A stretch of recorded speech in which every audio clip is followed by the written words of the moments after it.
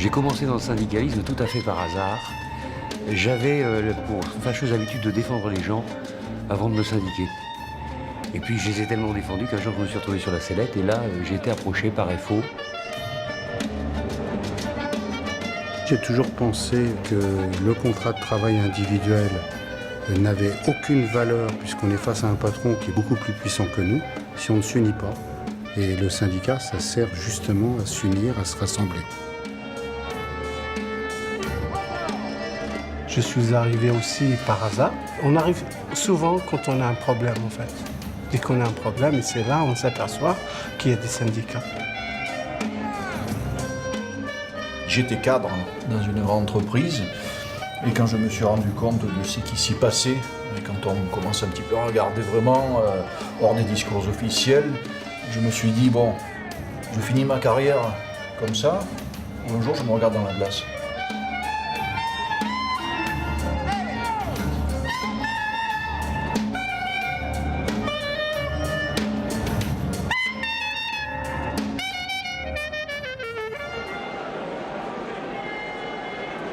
Ce qui est regrettable, c'est que l'image que le citoyen lambda a des syndicats, ce sont des emmerdeurs qui empêchent de circuler les voitures parce qu'ils font des manifs. En fait, c'est pas du tout ça qu'on fait. On essaye de faire avancer les choses, d'acquérir de nouveaux droits pour les salariés, pour que la vie soit plus belle pour eux.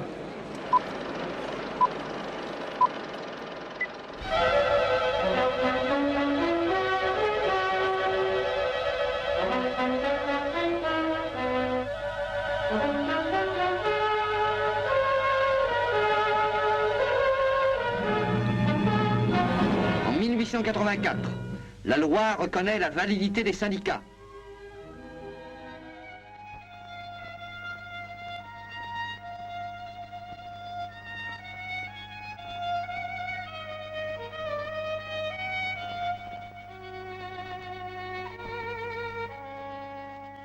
Nos frères ouvriers travaillent plus activement que nous à l'amélioration de leur situation.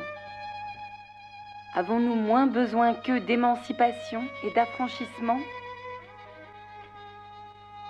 Employés et ouvriers ont compris que leurs intérêts sont identiques, qu'ils doivent combiner leurs efforts dans une action commune. Aussi sont-ils unanimes à réclamer aujourd'hui pour notre corporation le bénéfice de toutes les lois faites ou à faire en faveur du travail. Employés, sortez de cet isolement et venez vous grouper autour de la chambre syndicale. Le 15 juillet 1893, c'est le congrès fondateur de la Fédération nationale des employés.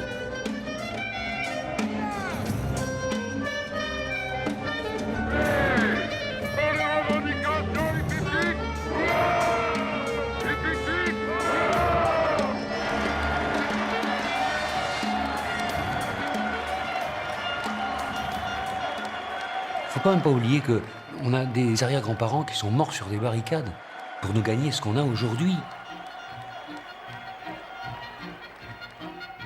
Depuis 120 ans, la Fédération des employés et cadres a réalisé pour vous le repos hebdomadaire.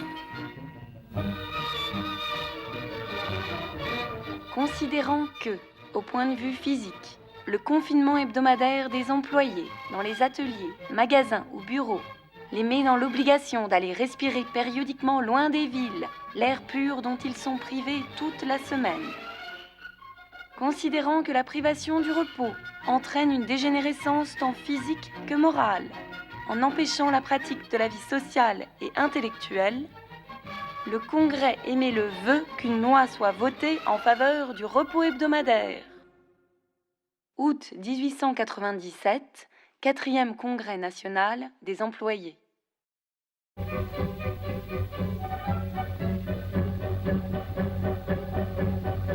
Camarades, le Congrès décide de l'organisation d'une manifestation générale. Il faut créer le mouvement général de tous les travailleurs. Il faut s'unir entre syndicats pour peser sur les pouvoirs publics de toute la puissance du nombre. Relevons la condition de l'employé. Unifions l'action prolétarienne. Fusion, disparition des classes. Égalité, égalité avec les autres salariés. Votez le repos du dimanche.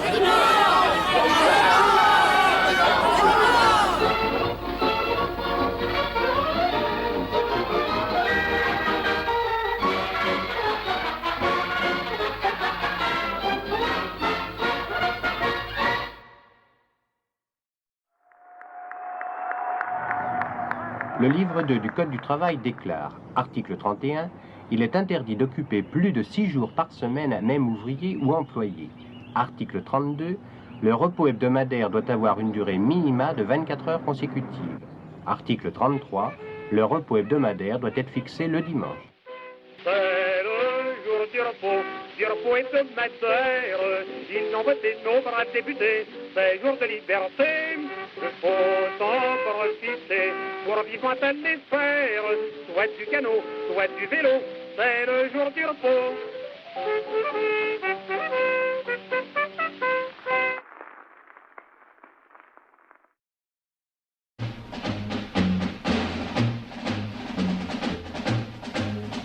Il semble qu'il y ait un consensus pour ébranler un peu plus encore la notion si longtemps sacro-sainte du repos hebdomadaire le dimanche. Le repos obligatoire du dimanche se fendille chaque week-end.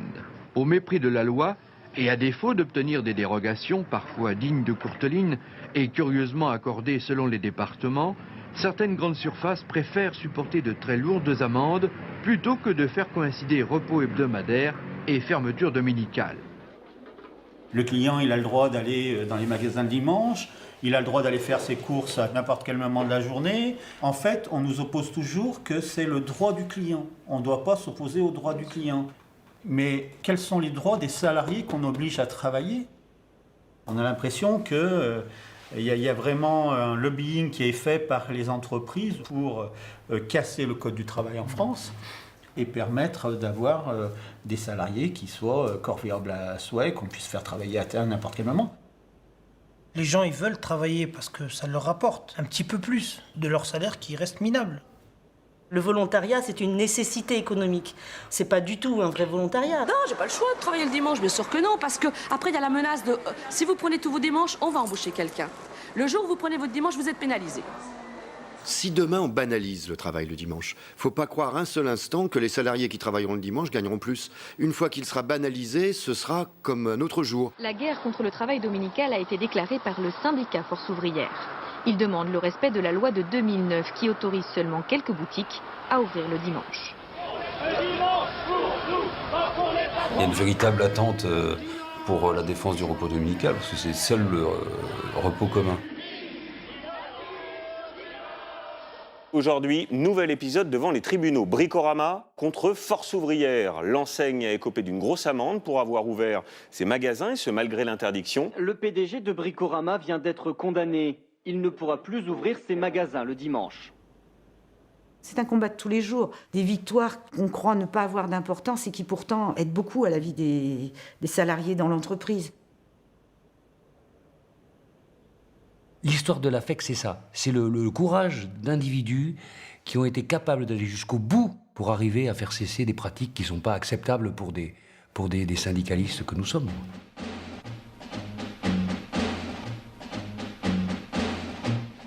Les militants de la Fédération des employés et cadres sont à l'origine des conquêtes ouvrières telles que la sécurité sociale. La Sécu, elle se confond avec l'histoire ouvrière, avec les mutualistes, avec les ouvriers qui se fédèrent, qui rentrent en résistance par rapport au patronat.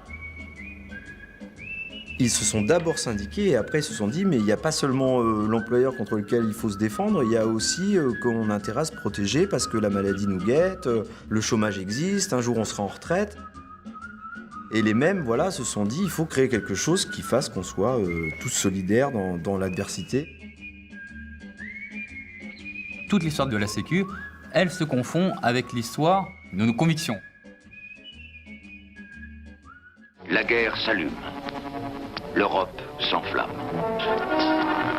Durant l'occupation, les militants syndicalistes se retrouveront dans la résistance.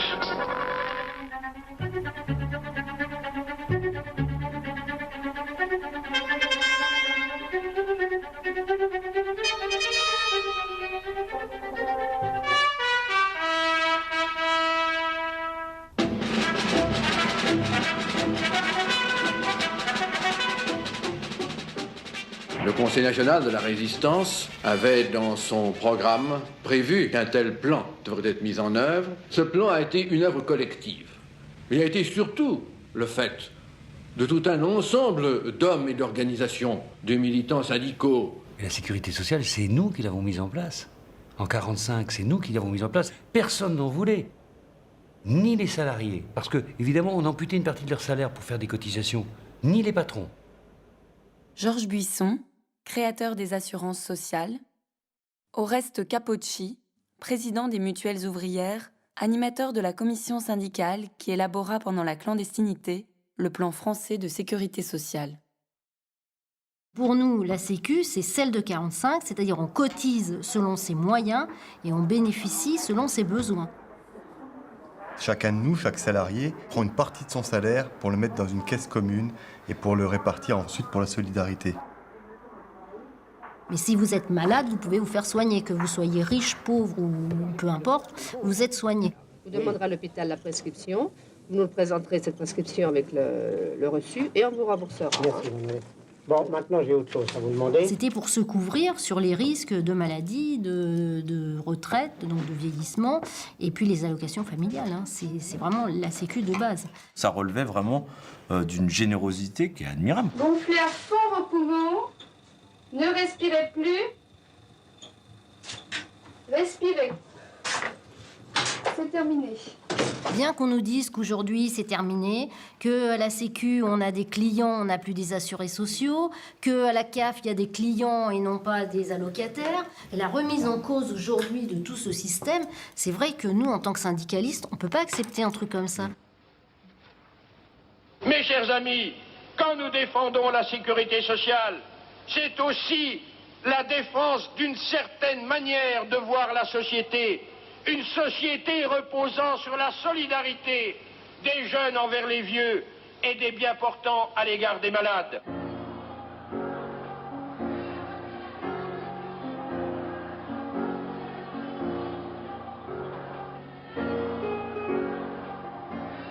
Les organisations syndicales sont méfiantes, elles craignent visiblement que la réforme mette en danger les acquis de la protection sociale et aggrave les inégalités. Salariés, dans la rue!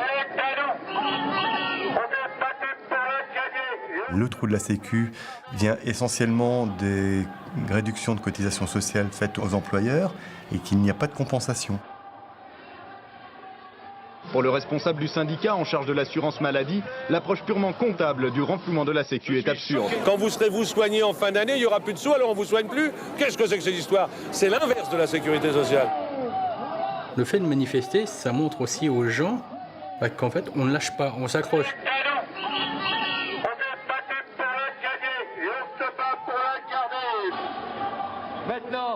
Le jour où on perdra la sécurité sociale, je crois qu'on perdra un acquis que le monde entier nous enviait.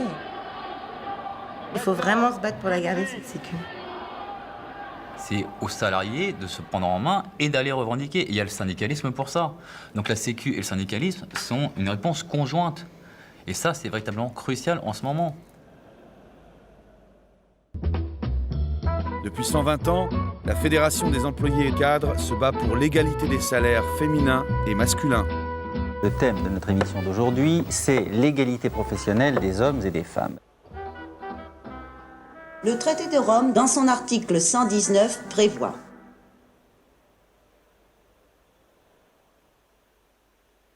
l'application de ce principe était prévue pour le 31 décembre 1964.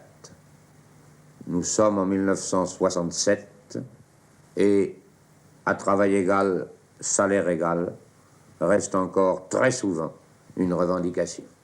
Près de 30 ans après la loi Roudy, 10 ans après la loi Génisson, 5 ans après la loi du 23 mars 2006, les femmes gagnent aujourd'hui encore entre 25 et 27% de moins que leurs homologues masculins. Cela vient d'être dit et redit. Il devrait y avoir interdiction absolue de créer une discrimination. Et les outils existent dans le Code du travail, il suffit de faire respecter le Code du travail.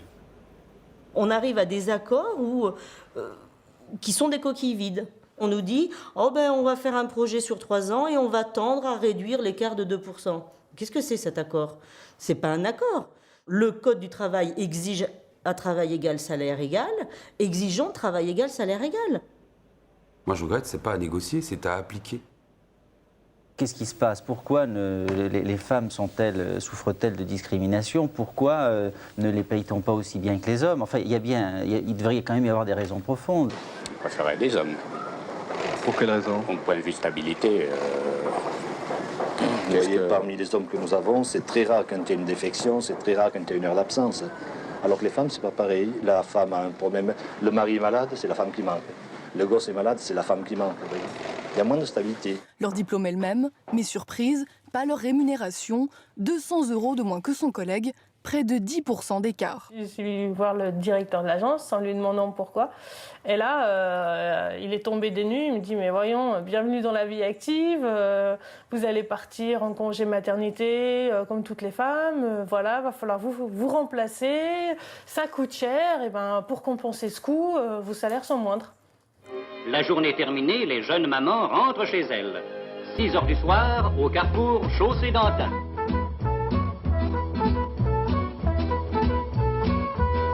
Les femmes, par essence, pour les patrons, sont toujours moins compétentes que les hommes. C'est normal, elles ont des enfants. Donc elles ne sont pas disponibles comme les hommes, qui, tout le monde sait, n'ont pas d'enfants. La paternité, c'est pas égal à la maternité.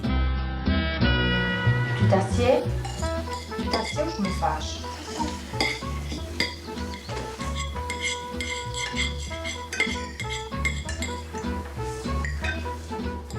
Bon, on me l'a fait, hein. Ah, vous avez eu un enfant, dommage, on vous aurait bien vu cadre. Bah tiens, voyons, t'as 4 ans. Donc tu choisis ton gosse ou un salaire. Pour notre père, nous avons considéré que c'était du racisme qu'on faisait envers les femmes. Moi, je disais toujours aux hommes, c'est de la ségrégation, nous sommes les Noirs américains. Vous ne voulez pas reconnaître que la femme peut avoir la même valeur que l'homme. C'est toujours, ou presque toujours, dans les seconds rôles que les femmes se trouvent cantonnées. Nous, on s'aperçoit chez nous, chez Bricorama, que la femme est toujours cantonnée en fait au même poste, c'est-à-dire filière caisse.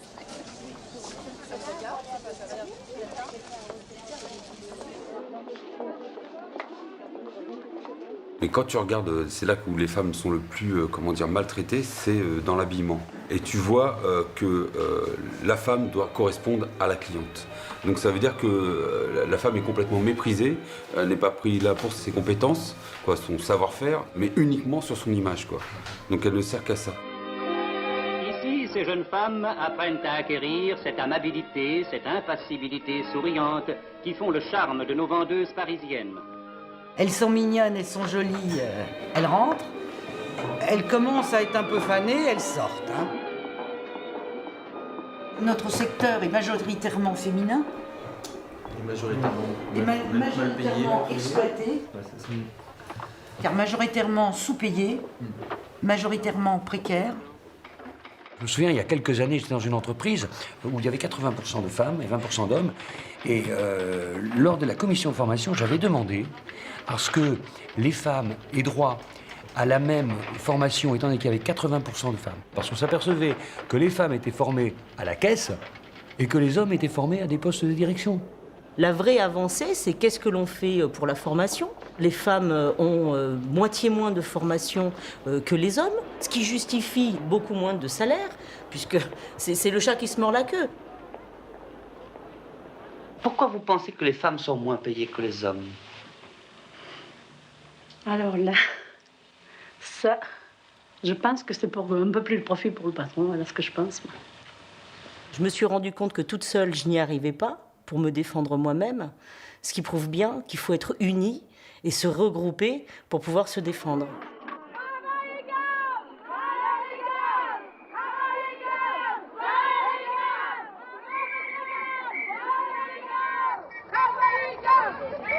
Et là, on se dit, mais finalement, on a des moyens de se défendre, on a de la liberté, autant l'utiliser.